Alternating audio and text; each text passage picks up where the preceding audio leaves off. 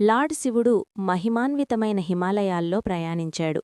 మంచుతో కప్పబడ్డ పర్వతాలు, నిశ్శబ్దమైన లోయల మధ్య ఆయన ప్రశాంతంగా మహిమాన్వితమైన హిమాలయాల్లో ప్రయాణించాడు. జటాజూటంలో కప్పబడ్డ పర్వతాలు, ప్రకృతి మరియు లోయలను ఆశీర్వదించాడు. ఆయన ప్రశాంతంగా ఋషులు ఆయన సమక్షంలో ధ్యానం చేస్తూ, జటాజూటంలో గంగ ప్రవహిస్తూ, జంతువులు కూడా ఆయన జీవులను ఆశీర్వదించాడుగా అనిపించుకున్నారు. ఋషులు ఆయన సమక్షంలో ధ్యానం చేస్తూ శివుడు కళ్ళుమూసుకుని పొందారు. లోతైన ధ్యానంలో కూడా ఆయన చుట్టూ చేరి ఆయన భద్రంగా అనిపించుకున్నాయి. ప్రపంచానికి ఒక ఎత్తైన సమతుల్యతను గుర్తు శివుడు కళ్ళు మూసుకుని ఈ రోజు కూడా లోతైన హిమాలయాలు ఆయన పవిత్ర కథలను ఆయన యాత్ర ప్రపంచానికి శాంతి, సమతుల్యతను గుర్తుచేసింది.